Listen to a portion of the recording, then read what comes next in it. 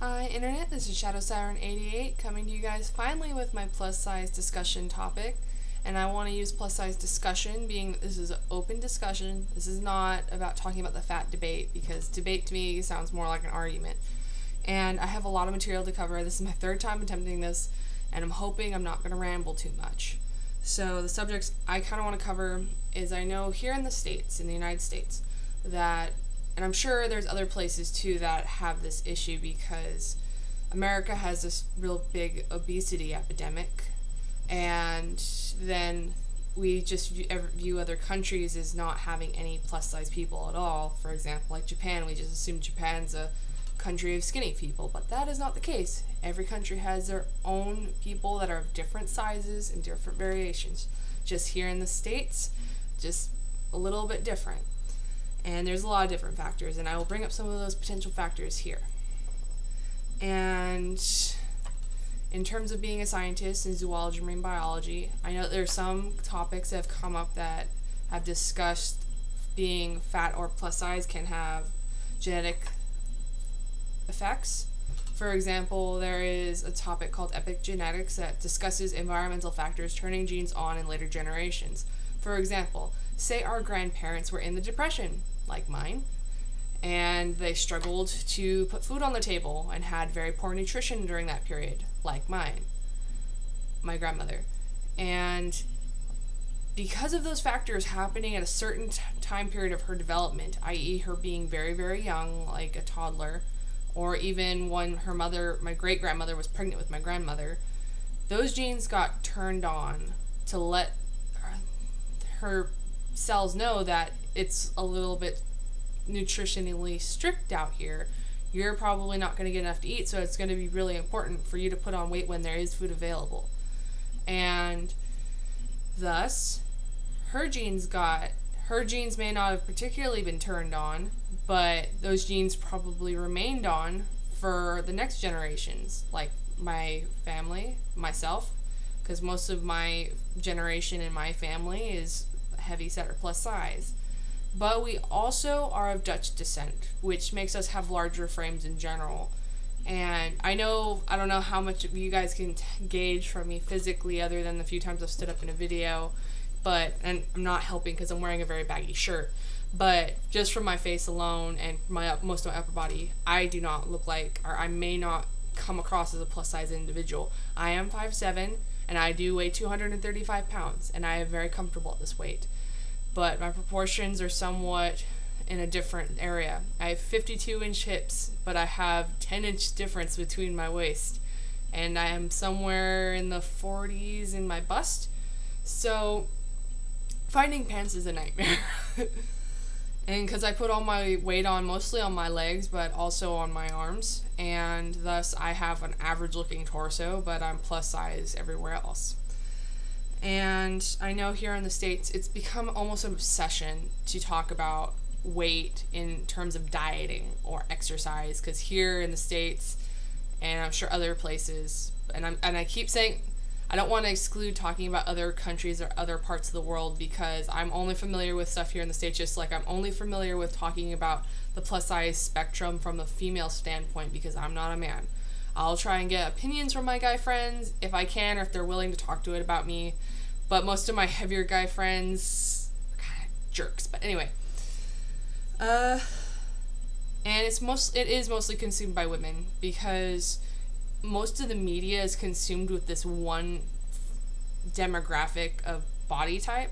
And it's gotten better, because I know that back in the 50s, it was like, in order to be beautiful, you have to be blonde, and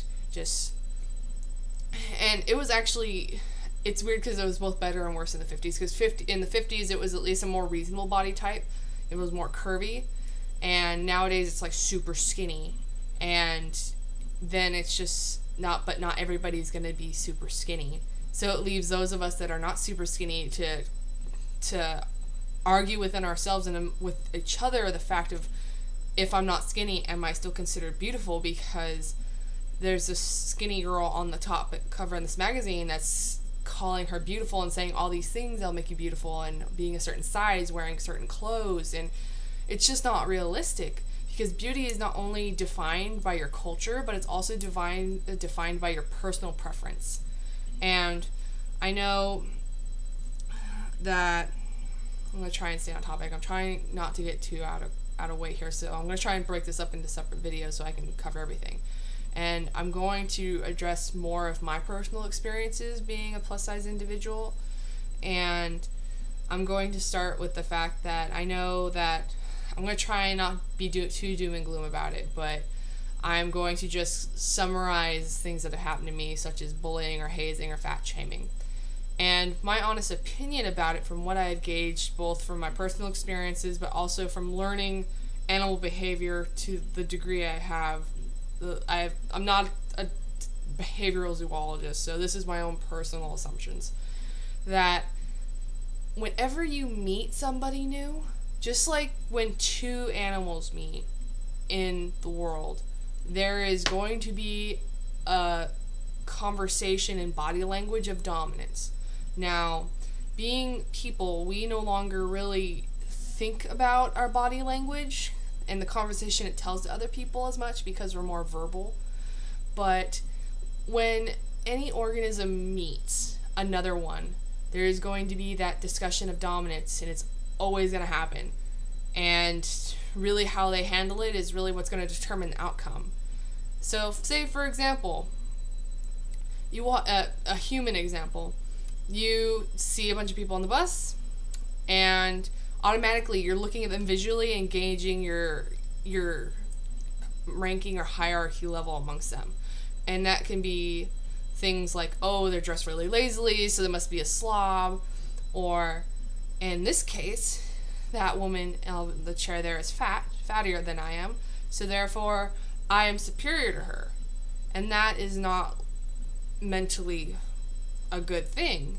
It's a natural thing, but it's not what we as a human species should fall back on. And I hope I'm making sense, because I'm trying not to dance around the topic, but I'm also trying to address it. But if you understand what I'm talking about, help discuss it. And the way that a lot of people, I think, deal with fat shaming is that they actually do this dominance battle, but verbally hazing somebody about it. And by validating it in a verbal context, they have this hypothetical dominance over that person, especially if that person does not actually do anything to defend themselves, verbally or otherwise. And I personally have never really gotten into a scuffle or physically with anybody. I have kind of I call it jerk punch, because it's like a hit, but you don't really mean it, with guys in high school, but I certainly wouldn't do that anymore. And I've learned to kind of just brush it off, because I've identified that person as just having their own little inferiority battle with society. And if they're going to make a comment at me, oh, you're fat, well, you're a loser, because clearly you don't have friends if you talk like that to people. And where am I at? And I did develop depression because I was hazed a lot. And for the longest time, I felt like I was the most disgusting thing in the world. And I'm actually heavier now than I was in high school. And I felt I did not like myself at all in high school. I physically did not feel I was any image of attractiveness. And I had to deal with that depression and that self-image for quite a while, until I finally just realized that no one's gonna love me more than me, and I want to love myself. And that's when I really started taking notice and taking actual, I call it spoiling myself, where it's I would buy makeup or accessories or paint my nails and just literally just love yourself.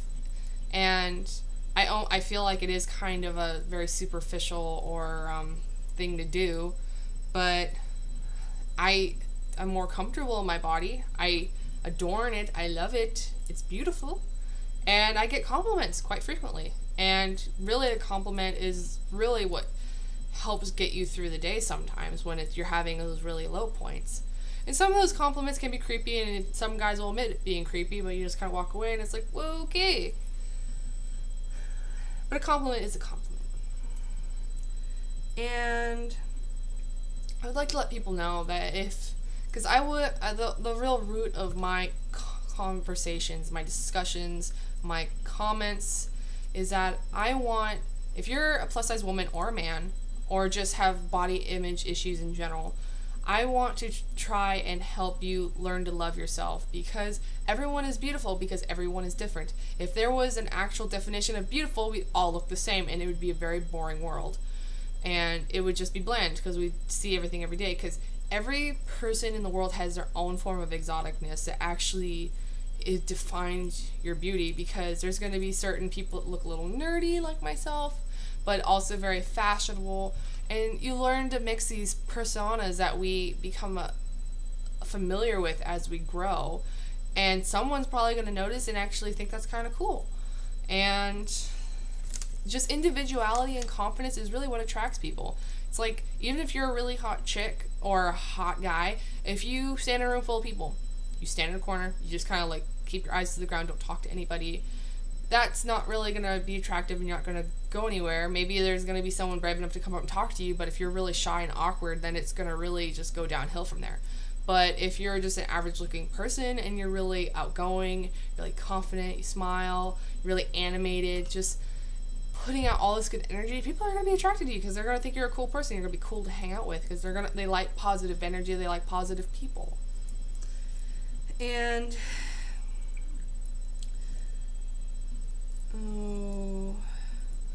I know people always also bring up the argument, it's like, well, being fat is unhealthy, and that's not the case. And I have an article to a link I'm hoping will fit in the description, talking about you can be fat, but you can also be healthy, as long as you're not so obese that it conflicts with your health, giving you high blood pressure, making it so that it's impossible for you to exercise, and other health issues, lower back pain.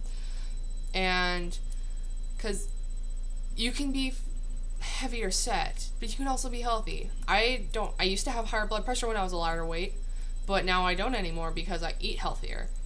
And I've been like that for a while now. It's like I haven't had any real serious health issues, and whatever health issues I have had have been environmental, i.e. smoking around me as a child, and also I live in a very humid, very like woody area, so a lot of times, especially during the fall, the moisture in the air, I might get bronchitis or something.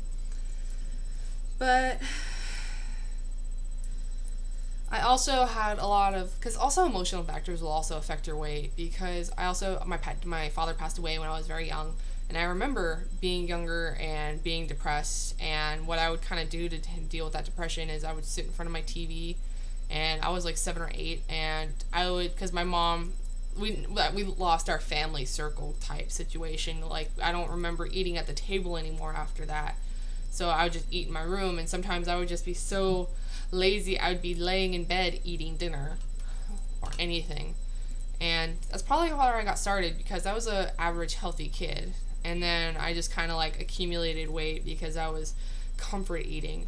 And that happened for a very long time, until I feel I finally came to college, and then I was in control of my own consumption, and it was a lot easier. And I do like sweets, I do, and there are days where you just kind of need that comfort food, but I don't do it on a regular basis. And I can't eat a very large meal in one sitting, and I almost only eat a fourth of what my friends eat. Like, they're closer to average size than me, or I even have smaller friends than me that eat twice as much as I do, and they look at me, it's like, what's wrong with you? And I only eat like really small portions, but of course 2 hours later I'll be hungry again. But if I eat more than what I can handle, then I'll just feel sick for the rest of the day. So, and I admit that being a plus size, like I said earlier, does affect my confidence levels on some days. And I know when I was a lot younger, my confidence was a lot lower. I did have more attractiveness to heavier men, because I felt they wouldn't be as judgmental of me, because the worst hazing I ever endured was from other men. during my when I was going through puberty, and during that age you kind of are looking for some sort of acceptance by the opposite gender or the gender you're attracted to, and that happening just completely destroys your self-worth in a way, just because you're it's that crucial time period. And I know some people might argue with me, and you guys are free to argue and start a discussion, but that's how I experienced it on my side of the universe. And it was just, and I was with a guy for 4 years, and he was we were closer to the same weight when we started dating, but he eventually put on 100 pounds. And then when we broke up, and I actually got my confidence up again, and I started dating one of my best guy friends at the time, and he was the lightest man I'd ever dated, and he thinks himself as heavier, or of like a heavier guy, but he's the slimmest man I've ever dated, and I'm so much happier, not because he's a smaller guy, but because he's just a better guy. Because when you're with like heavier people, there's sometimes it's difficult to do certain things. But I'm not gonna go any further than that in that conversation, because I'm not sure I'm comfortable with it. At least not on the internet, anyway. But I guess questions, comments. If I can remember anything to add to this, I do want to let everyone know on the other side of the screen that if you are uncomfortable with yourself, that even if you did change your body to something that you found more suitable, if you were thinner, if you were prettier, if your hair was a different color, whatever, even if you did change that, you would be so self-conscious about another topic just because you were so particular about it. You will find something about that new body to hate. And really the only way to go through life happily is to accept who you are and love yourself, because if no one's going to love you, how are you going to love life if you don't spread the love? Anyway, I will try and get more videos up soon. My boyfriend was visiting me for the last week, and I also went scuba diving over the weekend, and that was awesome. So I'll talk to you guys later. Love you, bye.